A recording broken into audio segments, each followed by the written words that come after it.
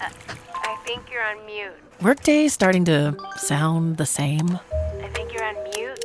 Find something that sounds better for your career on LinkedIn. With LinkedIn Job Collections, you can browse curated collections by relevant industries and benefits, like flex PTO or hybrid workplaces, so you can find the right job for you. Get started at linkedin.com/jobs. Finding where you fit. LinkedIn knows how. Test, check 1, 2. You know you need unique New York. You know you need unique New York. Does that sound all right? Ah, that's better. You can always tell something's missing when you get isolated results, like AI that's only right for one of your systems. Get AI that can work across your data and applications. Learn more at IBM.com. The AI built for business. IBM. Unfiltered discussions. Unexpected guests. No topic is off limits, from sex and relationships to the human condition, personal anxieties, and so much more. The only talk show of its kind in the world. This is The Last Show with David Cooper. Welcome in, the only show that isn't the first show because it's the last show. On tonight's program, a bunch of AI nerdy stuff to kick off the show that I think is pretty compelling, including using AI, like chatbots at your work, might make your job just a little easier. It might help you write copy, write words. It's something everyone says to try, but new research says if your coworkers know that you use AI to help you with your job, they will think you're lazy, even if they use it themselves. We'll talk this new study and a new concept called AI stigma, all in 10 minutes time. Then, increasing evidence shows that artificial intelligence systems are already too much like us, too much like humans. They can be flirty, persuasive, very empathetic. But what happens when machines around us are more human than humans? Is it innovation, or can it be used for manipulation? And how will you trust anything that you hear, see, or anyone you talk to on the internet? That's the future we're about to enter.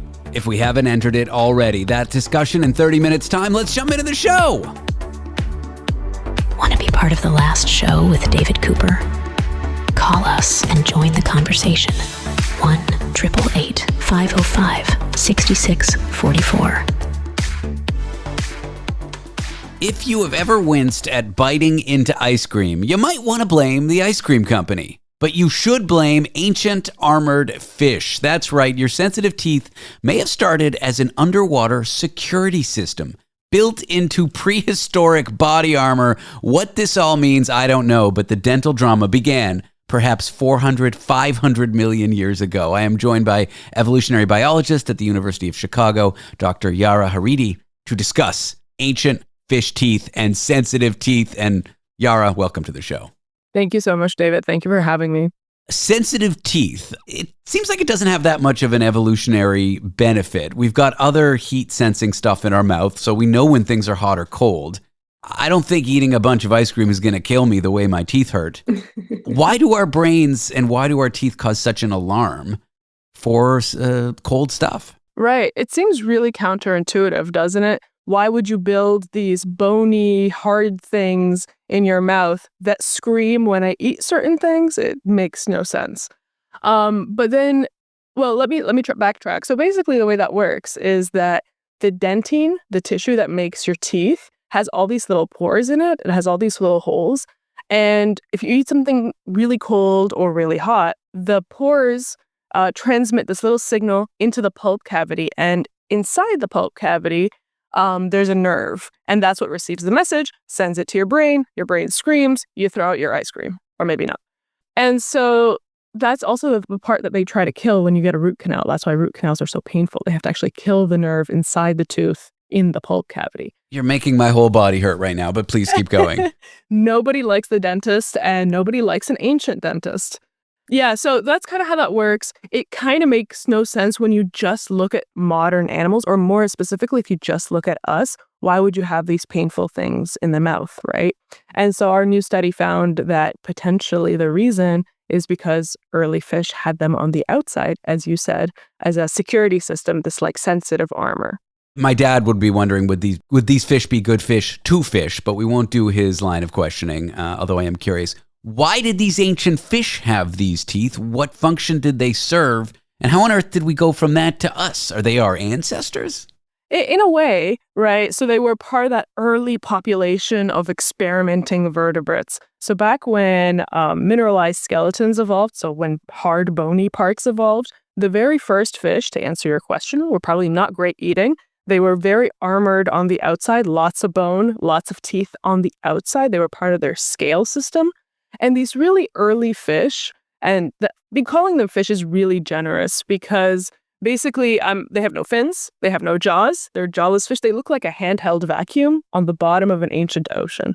And they probably couldn't see very well. They live in these murky bottoms and they need to sense their environment. So the hypothesis is that because the tissue that makes up our teeth is sensory and very sensitive, having it on the outside was actually a big benefit to these early ancestral fish. What were they dealing with such that it would be such a huge benefit? Like what other critters were they interacting with? What was so unique about their environment or different about their environment that this would have been a positive adaptation rather than a maladaptive kind of thing that they had? Right. So they were dealing with giant sea scorpions and giant cephalopods, big squid, big armored squid. You're making my body hurt again. Giant sea scorpions? Why? Yeah. It's kind of wild. Back in the Ordovician and Silurian, about 450 or so million years ago, there were these giant sea scorpions, bigger than our own ancestors. And they probably thought of them as a good snack. It's always good to not die in the game of evolution. So that's kind of how that became very beneficial for them. We assume it's either partially protection, because dentine and the things that make our teeth are hard. Having them on the outside, probably good for not getting eaten. And then actually sensing your environment, figuring out where things are, is a secondary benefit to that. How are you able to get an old fossil and infer that that thing might be our ancestor and that dentine and teeth in that thing's armor or whatever might have evolved, into teeth in mammals and vertebrates? How are you able to figure that out? I know it's probably not a question you can answer in 30 seconds, but like, how does the evidence point in that direction? I mean, believe it or not, we don't just make it all up. The fossils can be imaged down to a resolution that basically gives us an equivalent to modern tissues. So I use a particle accelerator to basically shoot like really, really bright X-rays at fossils and then image them on the inside. And that's how you can see what tissues they're made of. That actually preserves the morphology or the shape of the tissues, preserves internally in fossils and preserves internally in modern teeth. And so we can compare one to one and see if they're actually made of the same tissues. And then you follow that through time and see that it's continuous from these early jawless fish that look like handheld vacuums all the way to us that have now teeth in the mouth and not all over our bodies. So we can actually compare one to one on that level. So you sort of go through the fossil record and see how these creatures evolved little by little by little and use computer techniques to get a good picture of what they look like? You got it. Yeah, basically. We do that. We also cut up fossils. It's called histology. We study the tissues. And so sometimes museums aren't super happy with me when I do this, but I call it data enhancement. So, you take the fossil, you cut it, you look at it under a microscope, and you can tell what tissues something is made of. Now, should we be pitching to a company like Sensodyne that makes toothpaste for sensitive teeth an image of these ancient creatures as their logo? I feel like that's a good marketing ploy. Like, you have this creature to thank for your business model. I love that, but I also think maybe a more charismatic animal might be sharks. So modern sharks have teeth on the outside and inside the mouth. So that'd be a really good mascot and be like a lot more relatable than these really weird mud slurping fish. Do sharks have the same sensitivity issues for heat, hot and cold? We think that they have some kind of sensitivity on the outside teeth. We don't know what exactly they're sensing. For us, it's pain, right? The signal in our brain becomes a pain blinker versus what they might be getting. They might just be getting a sensation of pressure or a sensation of like heat, but it's not painful. So we can't exactly equate one to one yet. If our teeth and the sensitivity in them is an evolutionary quirk of our ancestors having this sensitive armor, are there any other examples, if we look back 400, 500 million years that are kind of curious, like we are the way that we are today in odd ways because of an ancient adaptation? Oh, so many. So many things are like that. Like our 5 fingers, for example. There's actually no reason for us to have 5 fingers because early tetrapods had 6 and 7. But the one that survived that then eventually gave rise to our group had 5. And so we were stuck with 5. So we kind of inherit a toolbox from whatever animal made it through a certain extinction or made it, past a certain predator. We inherit these really weird toolboxes and end up with funny quirks all over us. Well, Dr. Yara Haridy is an evolutionary biologist at the University of Chicago. Yara, thank you for joining me today. This was a fun chat about the teeth of our distant aunts and uncles, parents maybe. Thank you so much for having me. And don't forget to brush your teeth.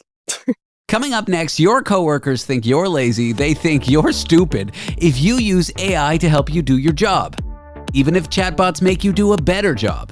It's called AI Stigma. We'll discuss it after the break. Want to be part of the last show with David Cooper? Call us and join the conversation. 1-888-505-6644. With a Venmo debit card, you can Venmo more than just your friends. You can use your balance in so many ways. You can Venmo everything. Need gas? You can Venmo this. How about snacks? You can Venmo that. Your favorite band's merch? You can Venmo this. Or their next show? You can Venmo that. Visit venmo.me/debit to learn more. You can Venmo this, or you can Venmo that. You can Venmo this, or you can Venmo that. You can Venmo. The Venmo MasterCard is issued by the Bancorp Bank N.A. pursuant to license by MasterCard International Incorporated. Card may be used everywhere MasterCard is accepted. Venmo purchase restrictions apply. The show that makes you laugh, think, and occasionally uncomfortable. The Last Show with David Cooper.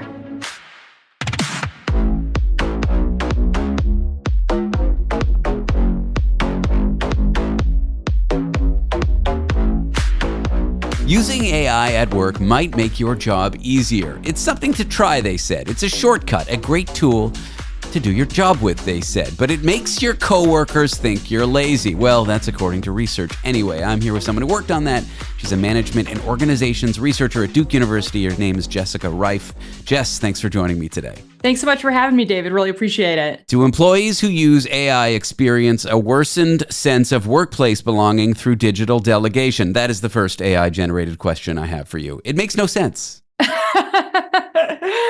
Yeah, that's a great question, and one that my research admittedly can't answer about belonging specifically. But what our research does find is that when you know very little about a person, if one of the things you happen to know is that they're using AI, people tend to think a little bit less of that person in terms of their motivation, their competence, their diligence. So knowing very little about an individual, people tend to exhibit a bias against people who use AI. You just took my non sequitur question and gave a reasonable answer, and I love that.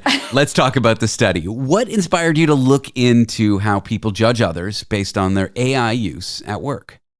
Yeah, that's a great question. So ChatGPT took the world by storm in late 2022. I'm sure many listeners will be familiar with it, but in case you're not, the way that it works is people essentially can enter a question or a prompt into a tool, and the tool, ChatGPT, Gemini, or other generative AI tools will write a long form response. They can write code, they can generate images, they can write paragraphs of text. So it's really sort of this very, very capable tool that surpasses what most of us are familiar with in terms of workplace technologies. So I was super excited about this from the perspective of somebody that is interested in workplace tech. But what I realized in talking to people in organizations, a lot of people were a bit hesitant to use it because it's a little bit less clear what their role is, what the role is of their expertise and their competence and their motivation when they're using these tools because they are so powerful. And of course, there have been a lot of industry studies that have come out saying that people are afraid to disclose their use of AI for fear that they're going to be seen as lazy. So I really wanted to just unpack how this AI bias compares to biases against people who get help from other tools in the workplace. So that's exactly what my co-authors, Rick Larrick and Jack Saul here at Duke and I did. We all heard about a backlash in real offices against AI users. When you started looking into it, is that what you found?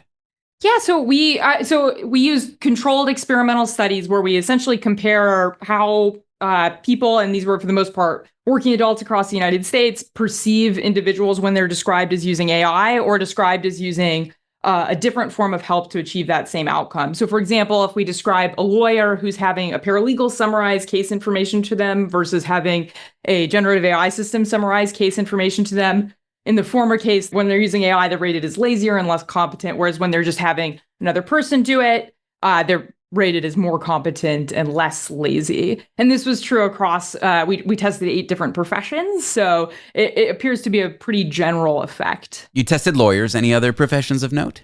Yeah. So, I mean, we tested lawyers, teachers, accountants, software developers, salespeople. There were 8 total. And we always compared it against another form of help that was used to achieve the exact same outcome. So, for example, if it's a developer using generative AI to produce code for them or to come up with a technical solution versus using something like a developer blog like Stack Overflow to come up with that same technical solution. So we always compared situations where the help that was being provided was the same from either source. And we only see this penalty for generative AI. So the study suggests a kind of AI stigma in the workplace. Is this similar to how people once viewed, calculators or early adopters of computers? I'm curious, in history, when new technology sought to transform the workplace, did people see those who used it as lazy as well? Yeah, absolutely. So there is definitely a long history of people denigrating those who use new technologies or questioning the abilities from them of them. So we recount an example from Plato in our paper of people who used writing as a form of externalizing their knowledge and information. There were questions centuries ago of whether those people would ever be capable of establishing true wisdom. So wait, if you were an orator, you were considered smarter than a writer back then? So that's my extension of the logic, or my understanding, Wow. my understanding of it, and the of course, more recently, like the examples you named, such as calculators, there are lots of questions about whether a student who uses a calculator would ever be able to learn math. And of course, we've sort of, as a society, come down on that, where calculators are often supplied in classrooms. So I think generative AI will ultimately follow a similar progression, where eventually we sort of just incorporate it into our workplaces and education spaces. But for now, there's sort of this tension in when we are using generative AI, what is it replacing in terms of effort and ability for the human? There's this odd, negative feedback loop where if you use it and disclose it, you're going to be judged. But the more people that use it and disclose it, the quicker it's going to become normalized and not stigmatized. So, I wouldn't want to be the sacrificial lamb to admit to my coworkers that I generated a legal report using ChatGPT, or at least it assisted me. But the more people that do that, the quicker we're going to get into a state where, like we are with calculators, no one would bat an eyelash. That's right. And it would probably strike you as quite unusual if you were working with an accountant, for example, who was not using any form of calculator or spreadsheet technology. You'd be like, oh my goodness, what am I paying for? So at some point, we think that, or I think, and this is of course extending beyond our research, but that AI tools will become an expected part of workplace activity. And hopefully at that point, this social evaluation penalty will diminish. But right now we're in this gray area where there's a lot more ambiguity around how it's going to be perceived. Wow. I feel like people should disclose more. Was there a particular result in your study that surprised you or challenged your own assumptions going in? Yeah, so this one isn't necessarily one that challenged my assumptions, but this was one that I was glad to see, which was that the individuals who use AI themselves more frequently show an attenuated penalty. So they are not penalizing people in the same way that somebody who never uses AI is judging them for using it. So as everyone in the world perhaps starts to integrate AI more into their jobs, we'll hopefully see less of this penalty in the future, or at least that's sort of the trend that our data would project. And then I think the piece that I would say was the most personally surprising was just how difficult it was to sort of turn this bias off. We couldn't really find any strong what we call in academia moderating variables, where under certain circumstances this relationship doesn't hold. So really, unless we told people directly that AI was extremely useful for the task that the individual was performing, there was a penalty for using it. Wow. And that's even amongst those who used it themselves. The ones who used it themselves show a much more attenuated penalty, but it's really only in that high AI use category. So these are the people who are using it in their daily workflows. if someone wanted to use AI at work without, like, I don't know, triggering these negative impressions of them, is doing it in secret a good option? Like, what do you recommend? Like, imagine I'm a lawyer right now and I need to summarize something and my paralegal's on their day off. So my personal belief, particularly, I mean, a lawyer is obviously a high status occupation. I would, particularly for managers, leaders, other high status occupations, I would love to see more open discussion of how they're using AI, because I think that is going to be something that sort of changes the culture and the stigma that we're perceiving in our data around it. Because I think those are the people that are in the best position to absorb the potential negative impacts, because they're already perceived to be so competent and motivated that that group can really set the tone for the rest of their organizations about essentially establishing that it's safe to use AI here. Interesting. Assuming that the organization wants their employees using AI to become more productive. Well, Jess, I appreciate your time. Thanks for talking to me about your study. Yeah, it was my pleasure. Thanks so much for having me on the show, David. Jessica Reif is a management and organizations researcher at Duke University. After the break, a world where artificial intelligence cannot be told apart from human beings. How will that change us as a society? A simple, quick debate. Not a deep answer at all, but one we'll tackle in a few moments.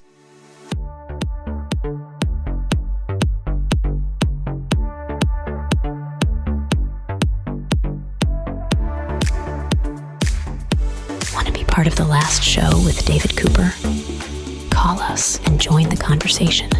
1-888-505-6644. This episode is brought to you by State Farm. Knowing you could be saving money for the things you really want is a great feeling. Talk to a State Farm agent today to learn how you can choose to bundle and save with the Personal Price Plan. Like a good neighbor, State Farm is there. Prices are based on rating plans that vary by state. Coverage options are selected by the customer. Availability, amount of discounts and savings, and eligibility vary by state. We're here because your heightened awareness deserves heightened entertainment. The last show with David Cooper. AI was supposed to be cold, logical, maybe a little boring. Instead, it's gotten flirty, persuasive, and oddly empathetic. When machines start acting more like humans than humans, is it innovation or something a little more sinister? Today, we're talking about seductive chatbots and the future of trust on an internet where you don't know if you're talking to a robot. I am joined by Dr. Kai Riemer and Dr. Sandra Peter, who have studied and written on this topic. Kai, welcome to the show. Hello. Thanks for having us. Also, Sandra, welcome. We've gotten off to a great start. The Turing test. I don't want to get too nerdy and in the weeds, but how close are we these days to computers not being able to be told apart from humans when they're at the keyboard? We're basically there. So past the point. Past that point, yeah. The Turing test kind of assumes that you always go in thinking this is a computer and then it has to convince you that you're human. But we're basically at the point where most of the machines, the chatbots that we're used to talking to every day, can pass the Turing test reliably. Yeah. When I ask ChatGPT questions now, it is really polite to me and really talks to me like it's being personable. It's kind of weird. Are we past the point where computers are like basically indecipherable from humans now? Well, they're not humans, but they do a damn good job mimicking us and talking back to us like they're us. They don't understand anything. They're still statistic probability machines, but they're really, really good at writing persuasively, writing empathetically, reading your emotion, matching that. So very good communicators. They're very good at mimicking it, right? They don't, as I said, they don't possess empathy or anything like that, and they're very good at mimicking it. And we, you, I, Kai, all of us are not prepared for it because we always thought the thing that we would build would be kind of like Commander Data in Star Trek or the Terminator. Super logical, right? Cold like a machine, knows everything. Knows everything, exactly. But somehow we built something that seems to be completely the opposite. It's polite to you. It can be humorous. It can be flirty. It can be all these things. But in the background, something very different is going on. There's hallucinations, there's errors, there's mistakes, there's all sorts of of things going on. So there's that side of it when it goes wrong, but there's also an interesting thread here. Like the internet's kind of gotten ruined. You can't really trust anything you're reading on social media to have been written by a human anymore. Sort of the golden age of reading things like Twitter or Facebook or any kind of social media website, even news articles online. Like you just don't know these days. Oh, like emails from your mom, right? You can't trust anything these days. Well, my mom doesn't understand email, so I know that it wouldn't be her. But I don't think we realized how much this would transform the internet. And think about it. So we've started with text. We've gotten into voice, into audio, now increasingly into video. If you think about what Google's announced last week, where you have convincing video with matching audio. Indeed, we're at that point. So maybe it is a point where we need to rethink kind of trusted institutions or trusted sources of information, right? We do have newspapers that still curate things. We have podcasts like this one where there's a host that curates who you talk to. So you know you're not actually talking to an AI, although with the two of us, you know. How do you know you're not AI right now? Well, there's no way of knowing, so you either have to trust us or just roll with it. I wonder if there could be something fancy with like cryptographic keys to prove that it came from a human, but that's getting really off the mark. Yeah, but see, look, on social media, you've always suspected that, you know, half the people you're talking to are bots, but it might actually be true now. and companies like Meta, Facebook, they're leaning into it, right? They want you to have AI friends now, and they're basically saying that they're more chatty and you're having a better experience with your AI friends than with your real ones who have their own opinions and their own quirky flaws. So if you're on a dating app, you can have an AI wingman, and your AI wingman can talk to my AI wingman and set up a date for us. Have you heard of this thing called junk internet theory, that once the internet is so overrun by AI and robots, it's kind of just going to be completely unusable in terms of interacting with other people?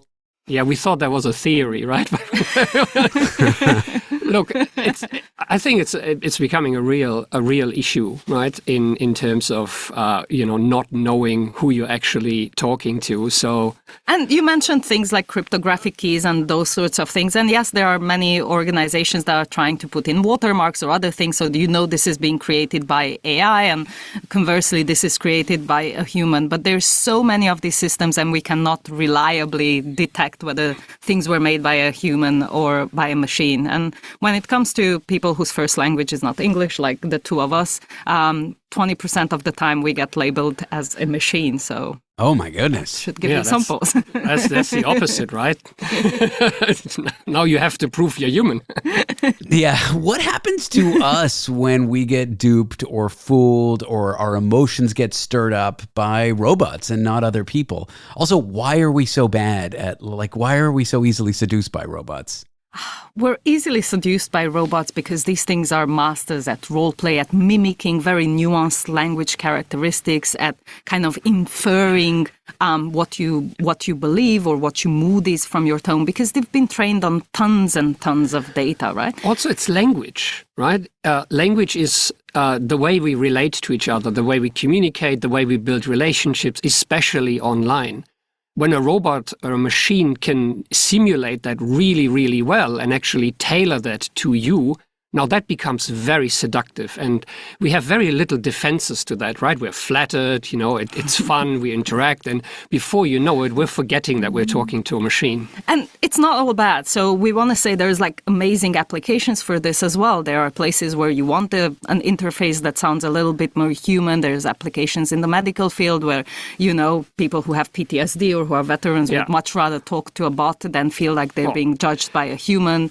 Half the corporate systems, I'd love if I could just ask a natural language question about, whatever I need to find out, and not running through, navigation and masks and what have you not. Or if we could swear at a thing that we knew was a robot and not a human with real feelings. Oh my God, that would be a fun use of ChatGPT right now. Maybe I should try telling it off. Are we at risk of AI changing society more than we thought just a few years ago? Oh, big question. Big question. Yeah, you can answer that in 30 seconds or less. It's an easy one. Oh, sure. Look, I think what we're seeing, so from a research perspective, what we're seeing is that the field is moving much faster than we were expecting and along different coordinates that we were expecting.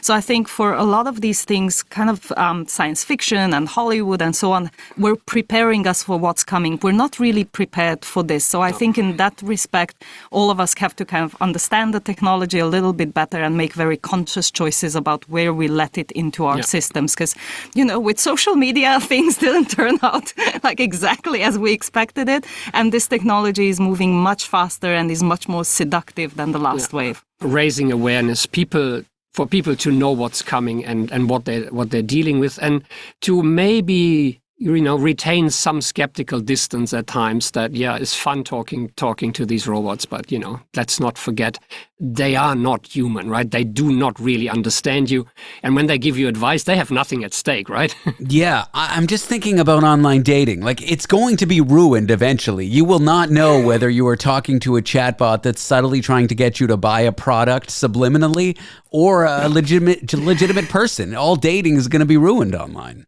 Yeah, and when you get along with the robots better than with the humans, then, we're in real trouble. Yeah, so maybe the advice is for all of us to get out a little bit more, spend a bit more time with our human friends rather than our robot friends. Have a life. Exactly. Decide what our relationship with artificial intelligence will be, because ultimately we will have one. We'll either be working with it, alongside it, some of us for it, some of us will be befriending it, but we have to be in charge of that relationship. We have to be in charge. Enjoy the outdoors while you can before Skynet goes online, if you know what I'm trying to say. Terminator. It's a movie where the robots take over. Yeah. Well, I know. The funny Terminator. But, these ones are very different. Well, never have I had so much fun discussing such a dystopian topic than I have with you two, Dr. Sandra Peter and Dr. Kai Riemer. I appreciate both of your time. Cheers. Thank you so much. Can your DNA predict your future? As that answer becomes increasingly yes, what will that information be used for? To discriminate against you? To admit you to schools? Will it be used on dating apps? These are questions we will have to grapple with. We'll have an author who's written on this subject join me in just a few moments to ponder how genetic science is going to reshape our lives in the future, whether we like it or not. I'm David Cooper. This is The Last Show. Baller Lonzo Ball for Buzzballs, ready to go cocktails, take 12. Buzzballs just dropped their biggest blue balls. Script says Biggie's blue balls, Lonzo. Take 13. Blue balls just dropped their biggest buzzballs. Let's try a vocal exercise. Buzzballs, Biggie's, blue balls, buzzballs, Biggie's, blue balls. Big balls just dropped. Get blue balls this season with Buzzballs. Please drink responsibly. Buzzballs available in spirit, wine, and malt. 15% alcohol by volume. Buzzballs, LLC, Carrollton, Texas.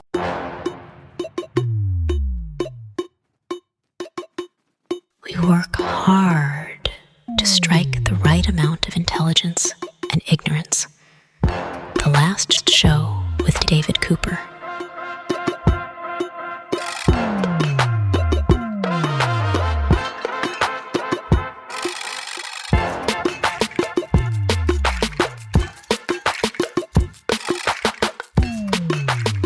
What if your DNA could predict your income, your education, even who you might marry? Well, sociologist Dalton Conley from Princeton University, author of the Social Genome, that's available wherever books are sold, joins us to explore how genetic science is shaping our lives and whether we're heading towards a future that feels more like science fiction than science.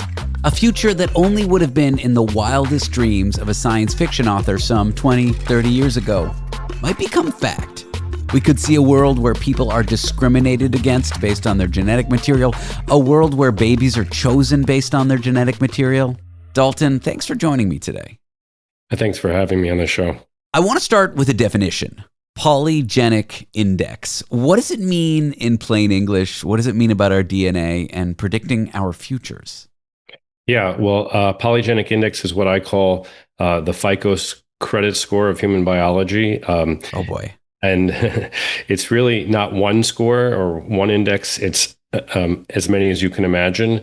It basically involves taking your DNA and then predicting some outcome, or not just your DNA, but like millions of people, predicting your outcome, and then getting a single number that's based on how much different genes in your across your chromosomes matter for that outcome, and summing them together and predicting it. So you can run that exercise for your education, for your IQ, for your income, for your cholesterol level, for whether you're going to be schizophrenic or not. Like, you can do it for anything, and so you get a different score based on your genetic profile for each outcome. Now, so it's kind of like we only have 20,000 genes, so they're all important for everything, and it's like cooking in a kitchen. Like, it's the dosage of each ingredient of each gene that matters differently for each outcome. So you want something more spicy, you add more cayenne pepper or whatever,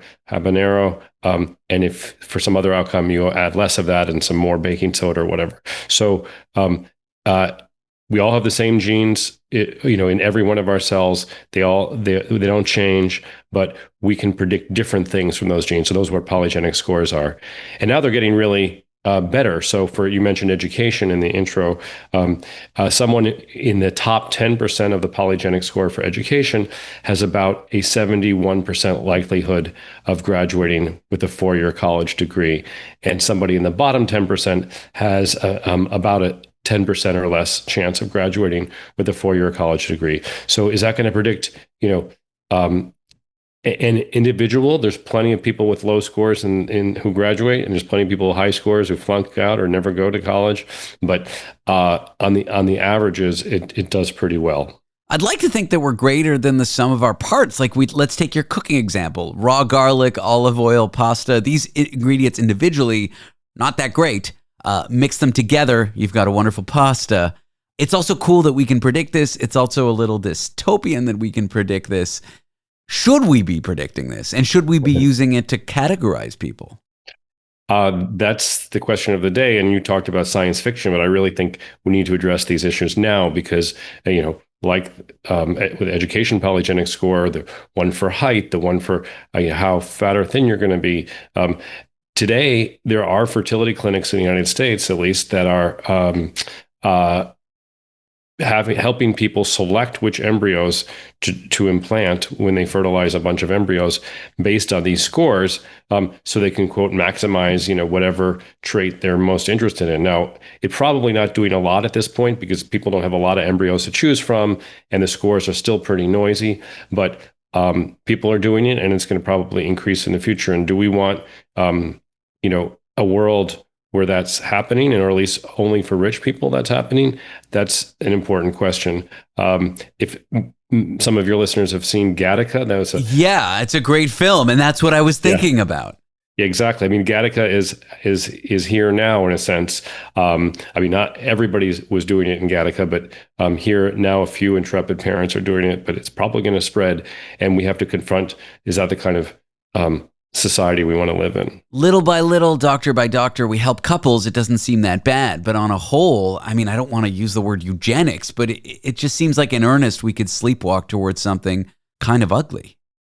Yeah, to the extent that these new discoveries in genetic science end up just reinforcing the inequalities we already have. So the rich people get to not only just have better environments for their kids, they literally get to genetically engineer their kids to be more, adapted to modern society and to be healthier and so forth. And poor folks are left behind both environmentally and genetically. That's pretty scary. The extent that we use this genetic information, however, to help level the playing field, seeing that someone who has a high polygenic index for dyslexia, let's say, you could go into a school and test, preschoolers or kindergarteners before anyone's fallen behind in reading, and then devote extra reading instruction to the kids who score high on the dyslexia likelihood. So There's definitely potential good uses. Another one that's actually happening right now is that the cardiovascular disease polygenic index.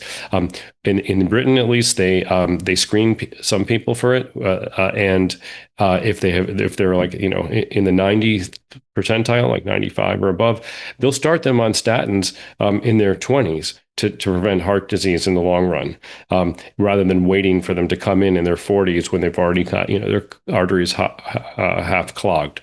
So there's definitely positive uses scenarios, and there's kind of these dystopian, scary ones as well. Should we be regulating these uses? It feels like it violates our free speech, our freedoms to regulate it, but at the same time, not regulating it might cause some harm to society. I'm not really sure what the position government should be taking is. Normally in my research, I'm pretty vocal about what the policy implications are, but in this case, I'm just as stumped as you are. I mean, there are car insurance companies. They can give you a discount if you provide a saliva sample, and then once they have enough data, they can calculate the polygenic scores for risk taking, or even for how good a driver you are. And then adjust your premiums based on that result.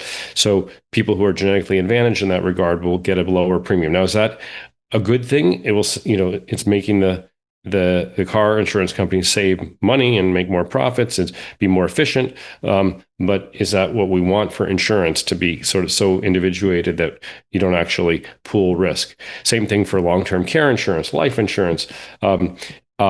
Will private schools, should they be allowed to screen 4-year-olds or 12-year-olds based on their polygenic index for cognitive ability or for educational attainment? So there's a whole bunch of domains. One last one is sperm and ova banks. Right now, if you go to get a sperm donor, you get very little information about that donor. They're usually in young and in school, so they don't have like a career yet to even highlight. They might test for a couple major genetic diseases, but you just really are flying blind. Maybe that's a positive use case where you can say people looking for donor eggs or sperm now can have actually a lot more information about the genetics they're getting when they choose a particular donor. I am here with Dalton Conley, sociologist from Princeton University, author of The Social Genome. That's available wherever books are sold. Dalton, you said something in passing as you were speaking that I want to latch on to when we come back from the break. I feel like it's a term you probably use so often you don't notice it, but for me, it's kind of a scary term, classifying people as genetically advantaged. When we come back, we'll dig more into that.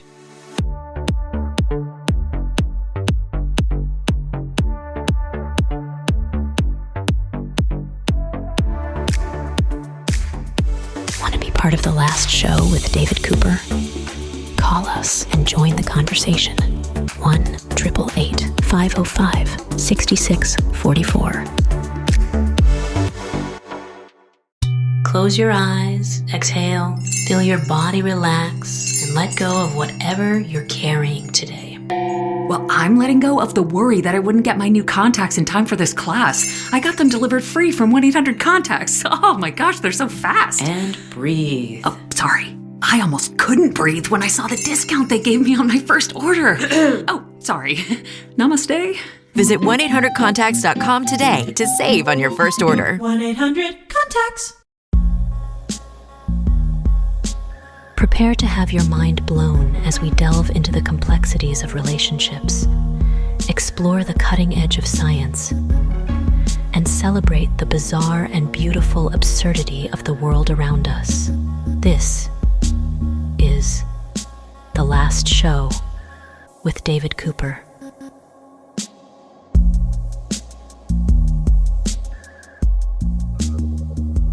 We are here discussing whether your DNA could predict your income, your education, who you'll marry, things about you, and whether that would be used to discriminate against you in a dystopian future. We are joined by Dalton Conley, sociologist from Princeton University and author of The Social Genome. That's available wherever books are sold. Dalton, thanks for being here. Thanks for continuing the chat with me.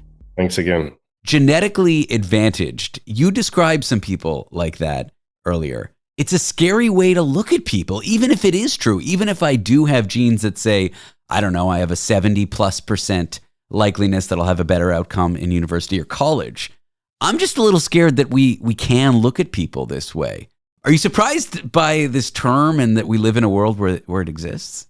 Yeah, it is a bit of a shorthand. It's like it's taking a lot and boiling it down. So just let's leave education aside for a minute and talk about something just like salt retention, sodium retention. Like, is it to have a high score, polygenic score for sodium retention means you have probably have a high genetic score for hypertension, for high blood pressure, which is is bad in our society. But a lot of people who retain a lot of sodium and have high blood pressure evolved that way because they lived in very dry climates and where salt was not that available. So it was adaptive there, but it's in our world of fast food with lots of sodium and et cetera. It's not a good trait to have, to retain sodium in your blood. It's maladaptive, I suppose. Right. But for our current, so when we're talking about, more advantage or better genotypes or whatever these kind of judgmental sounding terms are, we just really mean for the current, society, for the current environment that we're in. In fact, one of the points of the book is that how our genes matter totally depends on the environment. So if you look at, for example, the polygenic index for body mass index, for how heavy someone is for their height. Back in the early 20th century, it didn't really predict that well. People generally were thin. People had active lifestyles. There wasn't, 32-ounce sodas on tap for 99 cents or whatever. It was a different environment. But now, fast forward today, not only are we on average heavier and we have a much broader distribution of weights, the genetics of weight predict much more. It was kind of like there's a lot of options in the environment now, and so it let 1,000 genetic flowers to bloom. I'll give you one more example of that. It's just smoking. In the about 1950, almost half of North American adults smoked, and the genetics of smoking didn't really predict that well. But then all the sort of negative health consequences of smoking became much more known in society, and then today, the people who smoke are much more hardwired genetically to become addicted and stay addicted to nicotine. So the genetics predict much better today. I said one more example. I'll give you one third bonus one. No, these are all interesting. I'm happy for you to keep going. If you were a woman born in the first half of the 20th century, your polygenic index for education didn't really predict that well about how far you would go in school because college was closed off to women. But in the second half of the 20th century, today we have more women graduating from college than men, and the genetics of women predict which women will go farther in school than other women. So it's all dependent on the environment. So that gets back to your question about, is there a better or worse genes to have? There's always trade-offs. But when I say better genes or more advantaged genes, I mean for this specific outcome at this specific time in history and place. This kind of information could be used for discrimination. It could be used for healthcare in a positive way. It could be used for couples to be selective about what their babies look like. These are all kind of, the bread and butter of this stuff. But are there novel uses? For example, like matching people on dating apps? Are there any creative or weird ways in which polygenic data could be used? Yeah, I'm surprised that some tech startup has not already started a dating website that includes your DNA, just links to your ancestry.com account or whatever. I could see the slogan of phenotypes are for hookups, but genotypes are forever, or something like that.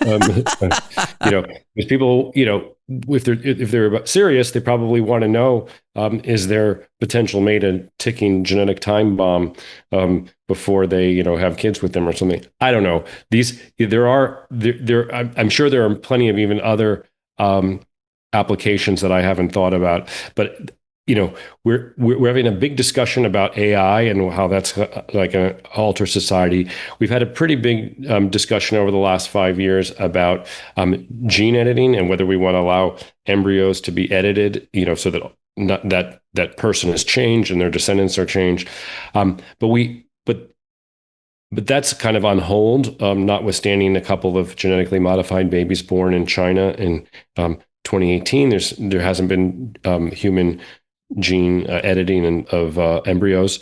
But that we know of, there could be some compound on an island somewhere. Who knows? And we know of, there could be. That's true. But we do know that the selection, we have genetically selected organisms in terms of humans more than we have genetically modified organisms in terms of humans. And I mentioned that the schools, insurance companies, employers, sperm and ovobanks, dating sites. These are all places that could use this information, and that's really we're there now. So we kind of need to have this societal conversation and think about what policies we want in place.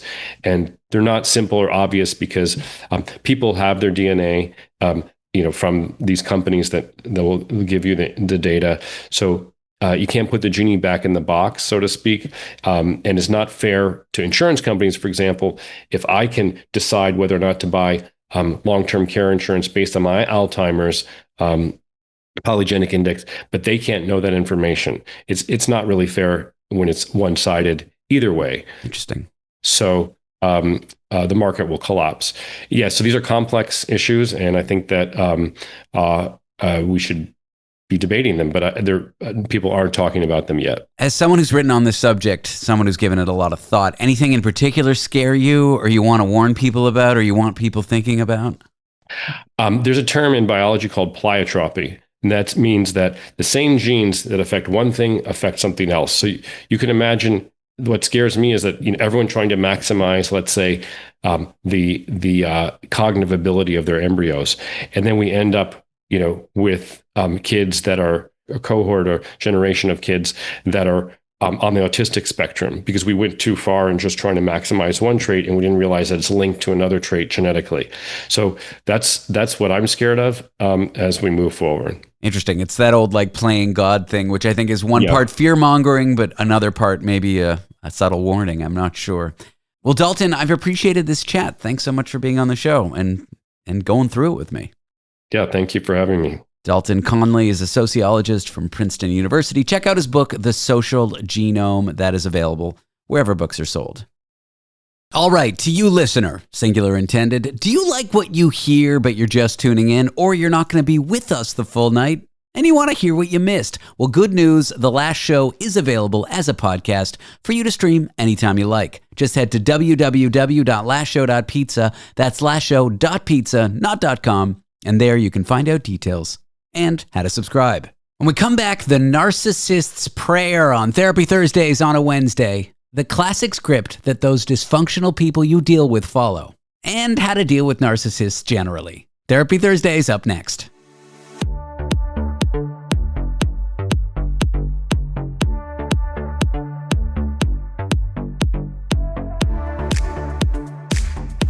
Want to be part of the last show with David Cooper?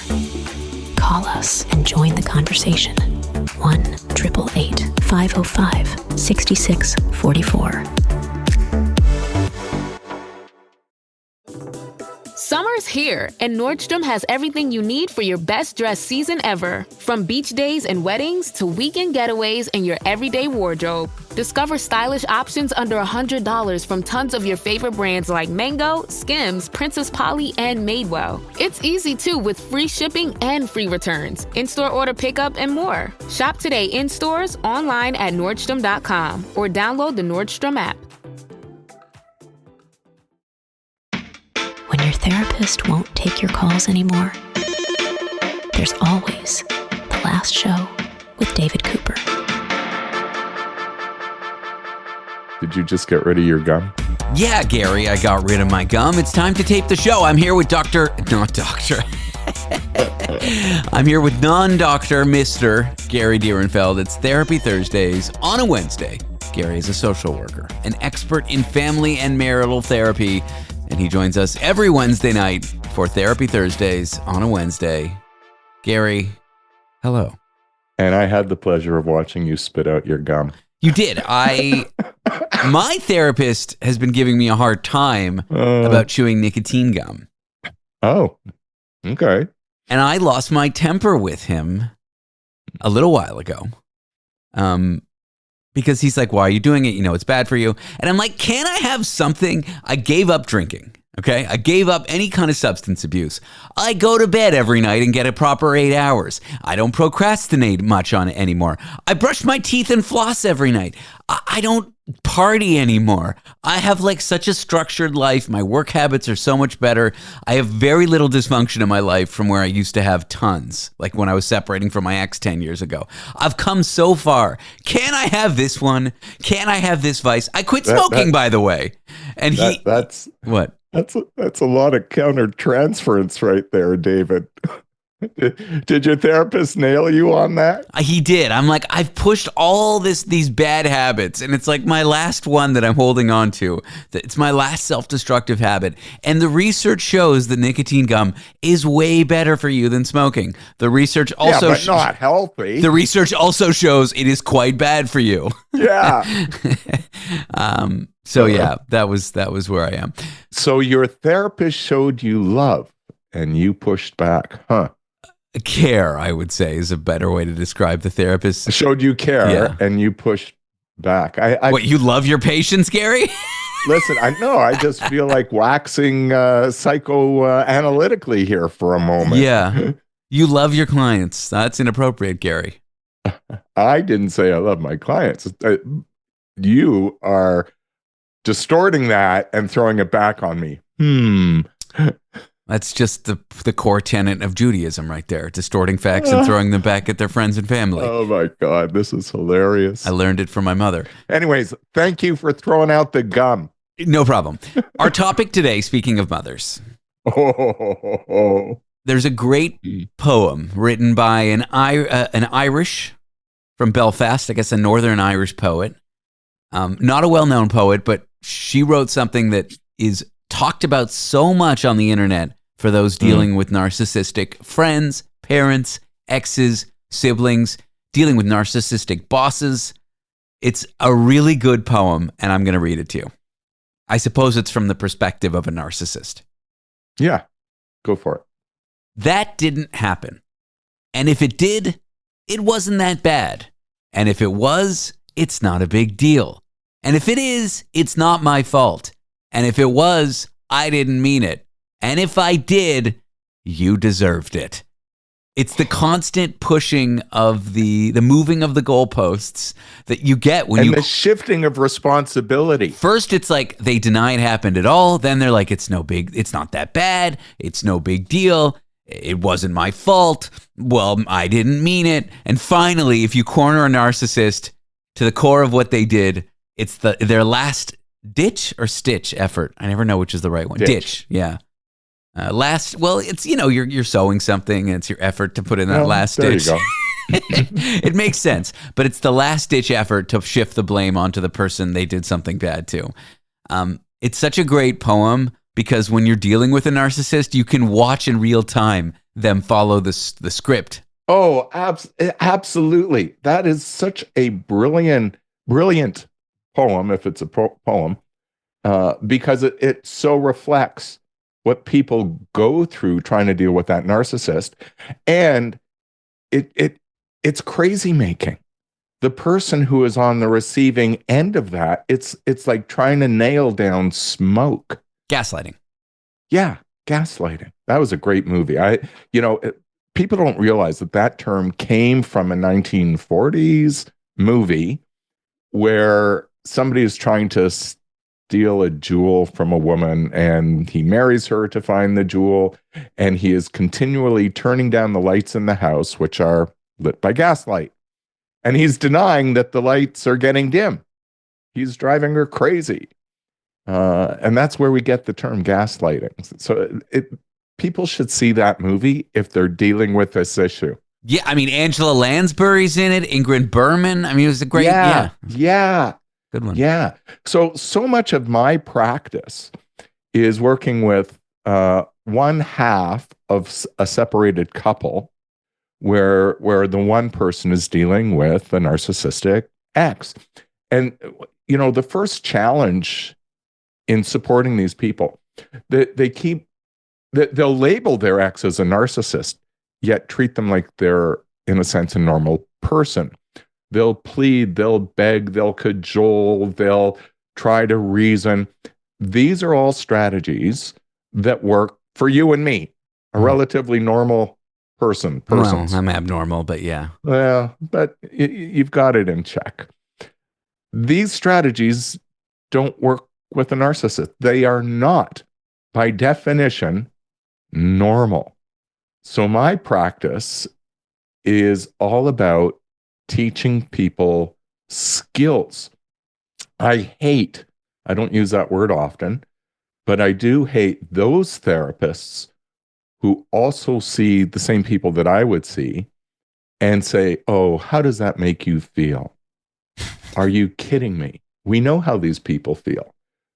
Anger, scared, overwhelmed. We don't need to do a deep dive on their feelings. These people need skills, a different skill set for managing the narcissist. That's what I concentrate, or, I'm retired now, but that's what I did concentrate in terms of my delivery of service to support these folks. And when they adopted the skill sets, they had better outcomes. Well, let's talk about the skill sets for dealing with a narcissist. I also want to take a step back. I want to kind of do things in reverse because we didn't cover it. The term narcissist gets thrown around so much now by non-experts, by people talking on the TikTok or the UTalk or whatever, the Facegram and the Instabook, all that stuff. Oh, God. Can you just give me a high-level definition when let's say someone comes into your practice? I know you're not practicing anymore, but retired Gary. Sure. Here's the high level. Self-interest trumps any other interest. Period. Are we talking about me here? It's all about me one way or another. And the other feature is quite a lack of empathy. These are persons that have extreme difficulty putting themselves in the shoes of another to understand that other's experience. So it's all about me, and I can't even read the room where you are concerned. We don't want to over-pathologize this, though. Sometimes, 1 out of 100 times, like maybe it's your birthday, maybe you just got a promotion. It's okay if it's about you occasionally. Doesn't mean you're a narcissist, but when it trumps everyone else all the time and leads to abusive behavior to try to enable it's always about me, that's the kind of person we're talking about right now. Correct. I look in the mirror and I concern myself with my looks. We all do. That doesn't make me a narcissist. Maybe a little vain. Okay, I can live with that. I mean, you got a stately beard, Gary. It's well trimmed. I can tell you care about your appearance. I work that beard at the same trimmer I use on my dog. Anyways. Really? Use the same? Oh, God. Honestly. I know. I groom my dog and then I groom my beard. Anyways, TMI. Narcissism, we all have a bit of it. It's when it becomes our personality that's a problem. It's Therapy Thursdays on a Wednesday. We're here discussing The Narcissist's Prayer, a wonderful poem, which I will restate when we come back. And we're discussing how to deal with a narcissistic ex, parent, friend, sibling, coworker, boss. The list goes on forever. I'm here with Gary Direnfeld, a therapist and social worker. We'll be back with more of whatever this is in a minute.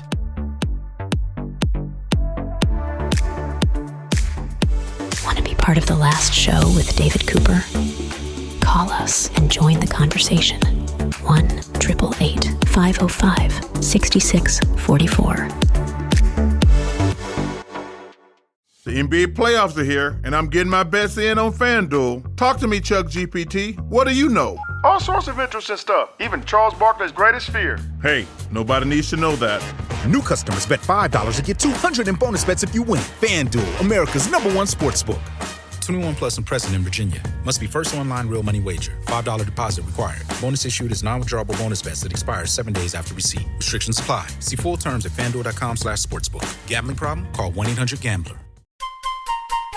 Taste the forbidden fruit of knowledge. The Last Show with David Cooper. This is fun, by the way. I'm really enjoying this banter. We are back with Gary Direnfeld, a therapist, a social worker, someone who's worked in family and marital therapy. It's Therapy Thursdays on a Wednesday, the world's only mental health-oriented radio segment intended for Thursdays that airs on Wednesdays. Our discussion, narcissists, dealing with them, and we are talking a poem by an Northern Irish poet, Dana Craig. Gary, welcome back. Good to be back with you. I don't often recite poetry on the show, but I'm going to say it again. It's called a narcissist. It's a tough word to say. Yeah, say it 10 times fast. A narcissist's prayer. It goes like this. That didn't happen, and if it did, it wasn't that bad. And if it was, it's not a big deal. And if it is, it's not my fault. And if it was, I didn't mean it. And if I did, you deserved it. Ugh. Long pause. It deserves the long pause. It's like, what? Wait. Oh. So my fallback when I'm working with people is to recommend, and when I use the word recommend, for me, it's actually required reading if you're going to work with me, 3 books by a U.S. colleague of mine, great guy. His name is Bill Eddy. So I'm 69. I believe he's older than I am. Tall, slim fellow, quiet spoken, brilliant. The 3 books by Bill Eddy I suggest to people, again, require. One is called BIF. BIF stands for Brief, Informative, Friendly, and Firm. This book is about how to manage those emails, texts, voice messages that go on and on and on, trying to tear a piece out of you that are filled with vitriol and just nonsense. And so brief, informative, friendly, and firm. Got your message. I can see that we don't agree on everything. Still not sure if you're coming Friday. Please let me know. Boom. That's it. I like it. I feel like I got everything I need out of the title of the book. Exactly. Don't get into the weeds. Don't be, suckered in and going down their rabbit hole. The second book is, so what's your proposal? Rather than you're a this and I'm a that and why do you want this and what, right? You never answer a narcissist's why. Because if, you give the why to a narcissist, then they're going to throw out everything you want because your why, in a sense, won't be good enough for them. So rather than why, we're going to ask what, where, when, and how. What's your proposal? What is it you're seeking? And Bill, in his book, explains 4 responses. Yes, I accept it. No, I don't. I need to think about it. And let's drill down on that.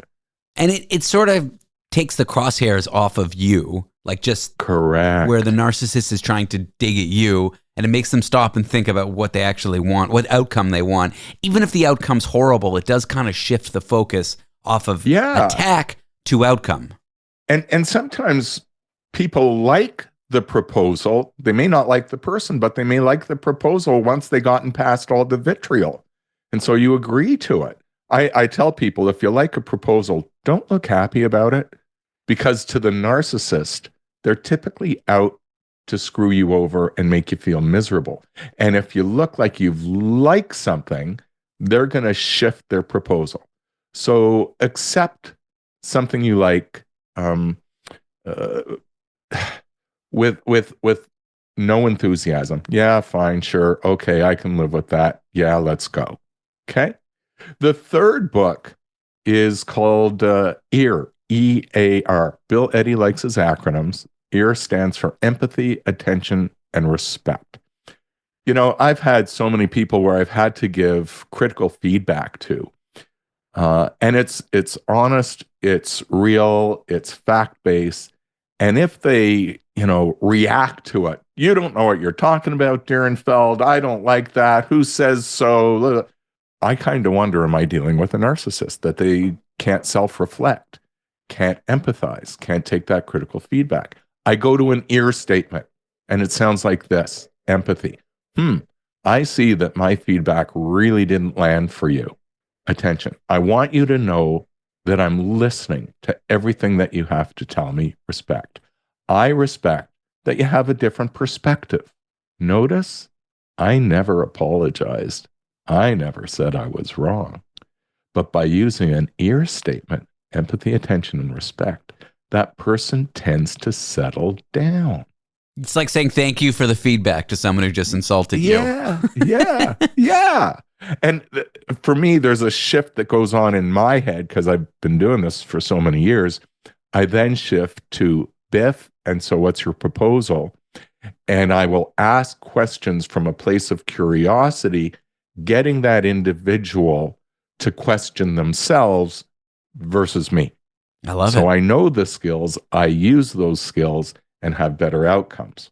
This is what we want for the separated parents dealing with their narcissistic ex. You can do it. It is a skill. And like any skill, David, it takes practice. I imagine. Yeah. And the starting point is always recognizing, oh my goodness, I had been dealing with them as if they're normal, and they're not. Yeah, that's the thing. When you're dealing with a narcissist, they're not playing with the same deck as you. No. They're not playing with fair cards. They've stacked the deck. The rules of their game aren't the normal rules, and so you got to really employ tactics like this.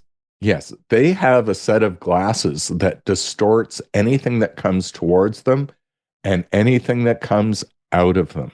And, once the person realizes that and starts deploying these strategies, the tension tends to go down. And it's not like you're going to change the narcissist, because you're not. You're not. Personalities are remarkably stable.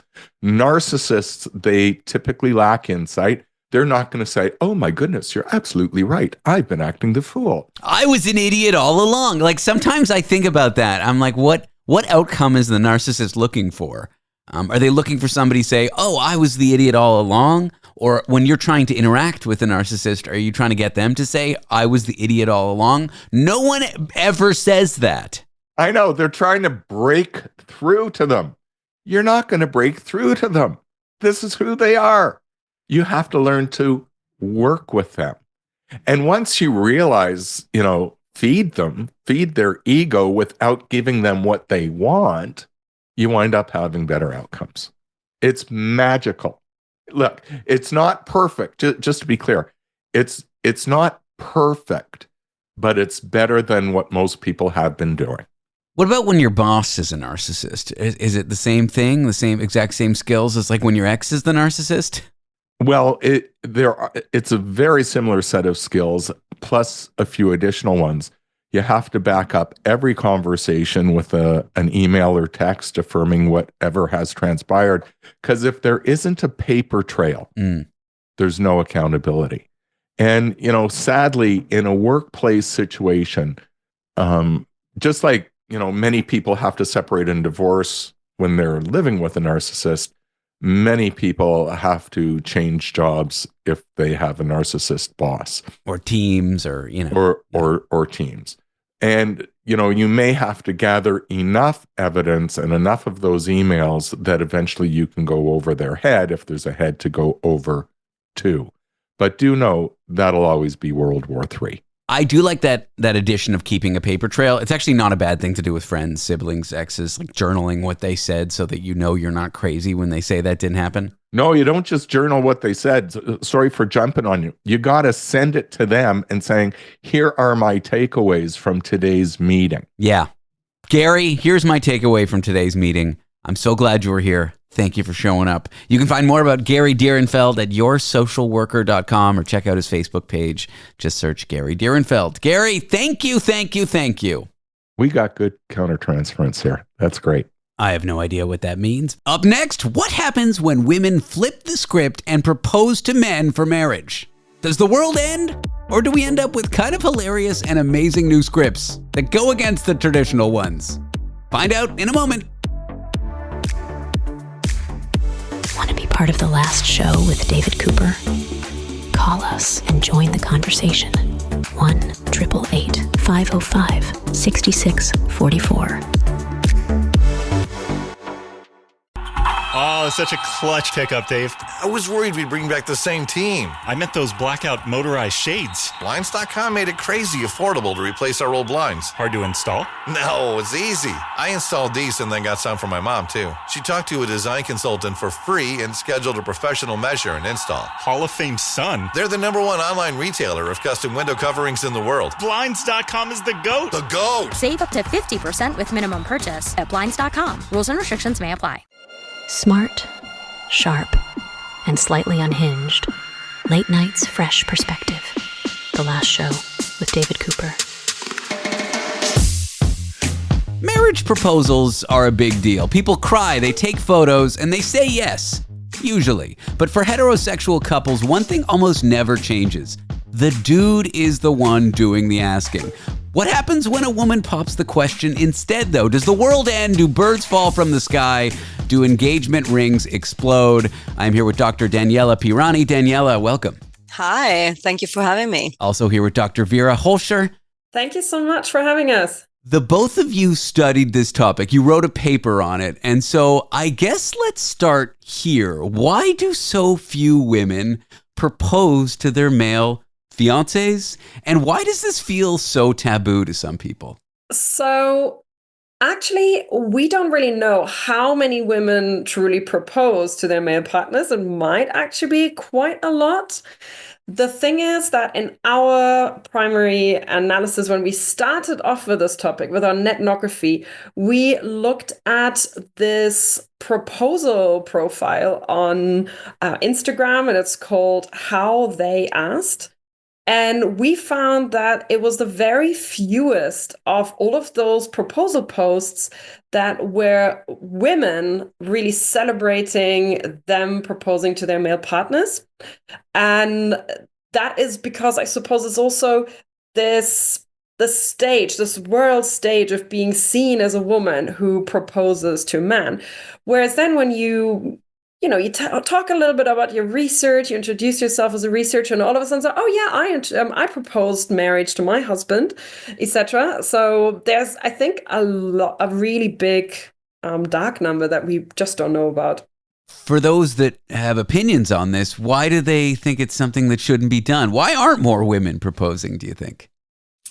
Well, we have looked really from the other side, right, of women who decided to take this big step. And to be fair, we noticed that there are many women that kind of do, careers or, life choices that are all about taking the initiative. So when it comes down to their private life, they feel the same way. And there's a lot about equality in general. And of course, this sort of trickles down to private life and how you want to move on with your relationships. But there's also the idea of how things should be done properly, and that's where expectations come along.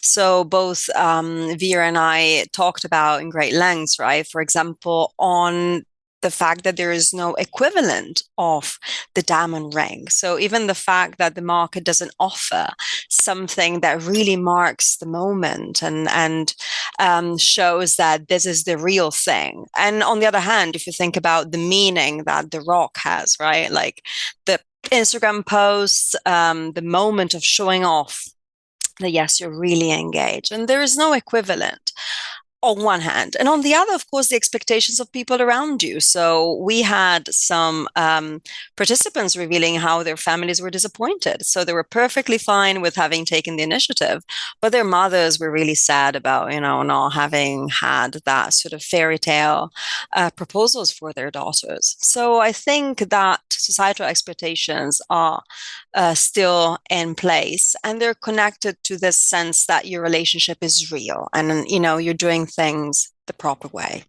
Things aren't perfect for women by any means. I'm not making that claim, but things have gotten better in terms of equality over, let's say, the last 100 years. Why is this an area where it seems like no leaps and strides have been made at all? That you're saying, there's not even a market offering for women to propose to men. They got to kind of make it up. They can't choose a diamond or a rock or anything like that. So first of all, I've got to say that some people are really having fun with these alternative objects, particularly the American ones. So they're thinking of, shall I get him a fedora, or shall I get him a laptop? That might break. Or perhaps a gun. He really wants a gun. Or is that a little bit like giving a knife? It's like, maybe not the best idea. So there are these alternative modes of using objects to propose that are being had fun with. But there's also this opposite narrative, this narrative of, in Britain we had Waity Katie, which was a really derogatory term for the now Princess of Wales when she was supposedly not being proposed to by William. And then we really coded a lot for this, where it's seen as desperation. We called it engagement rage. And I must say, my husband and I, we also talked a lot about engagement rage also prior to me conducting this research project, prior to us being engaged ourselves, that we were talking about couples, and he said, I've got the sense so-and-so, that my colleague, she talked about this or that, and she's really got engagement rage. What is engagement rage? I love this term. Engagement rage is this notion that you have to wait as a woman to get proposed to, but that enrages you. And it is something that we coded a lot in the data. And that also, in some cases, drove women to say, well, if he doesn't do it by then, I will ask him. Whereas in other cases in our data is much more like, well, I'm a feminist. I'm going to do this because I want to be able to do this. But what the core finding really is, I suppose, to answer your question, is that this is the trope. This is the trope of the white wedding. A lot of women also perpetuate lots of these other things. So it's not just men perpetuating this, of course. It's also in part women. They want to be asked. Many women want to be asked. And other things that are perpetuated is this trope around women wanting their fiance to ask their father's hand, the father for their hand in marriage. Yes. And actually, in our sample, we had women who, again, had a lot of fun with this. So they asked the mother for their son's hand in marriage, for instance. I like that. Yes. Really fun. And who would then, for instance, get the wedding rings from the grandfather, and then the fiance, when he realized it was his grandfather's wedding ring, he really teared up, and it just kind of became more real to him just how much this also meant for the family. I'm asking about the negatives here, the stereotypes, why this perpetuates. What are some of the fun examples that you saw in what you reviewed of proposals? Oh, yeah, we had so many good ones, really. My favorite, I would say, is one of our participants who proposed by writing "Marry Me" on a pizza with mushrooms. And apparently, and this, I love it, honestly. And the best part of it is that he didn't realize straight away. So he just saw the pizza and got distracted and we're like, oh, yeah, amazing. And she's like, no, please read it. So there is this sense of like being completely playful. Another one welcomed her partner with an inflatable balloon shaped like a diamond ring at the airport. So they had this sort of like weird plasticky thing, floating above their heads. And everyone kind of like was wondering, what is she about to do? And then she proposed to the guy as soon as, arrived at the airport. So they had sort of creative, playful moments, all things that, if you think about, wouldn't go down if we reverse the genders, right? Like these wouldn't be considered acceptable ways of proposing if was a guy. You're saying that no woman wants to be proposed to with a mushroom pizza? With a pizza. Well, maybe. But there is the script is so strong that most of the conversation you find online and, in online communities is around the size of the ring, and how much should it cost. There is there's a gazillion of articles there on how much money a guy should spend. Well, having, none of these references, women could really go a bit wild. Well, I guess the advice is for couples who are just falling into these traditional narratives just because they haven't thought about it and they're listening now, flip the script. Why not? Vera, thank you for joining me today. I appreciate it. Thank you so much, David. And Daniela, thank you for your time. Thank you. Thank you. Dr. Daniela Pirani is a senior lecturer in marketing at the University of Liverpool, and Dr. Vera Hoelscher is a lecturer in marketing at the Royal Holloway University in the United Kingdom. That is the show. Thank you for tuning in. We'll be back tomorrow night. Don't forget to check out our podcast. Just head to www.lastshow.pizza. That's lastshow.pizza, not .com, and there you can find out details. I am David Cooper, and, well, it's not the first show. This much we know. Catch you tomorrow night. Well, you've heard me on the radio and you've listened to my podcast. Well, now you can watch me on YouTube for thought-provoking conversation, fearless interviews that you won't get anywhere else. The Ben Mulroney Show every single day. So go to YouTube, subscribe to The Ben Mulroney Show, and never miss an episode.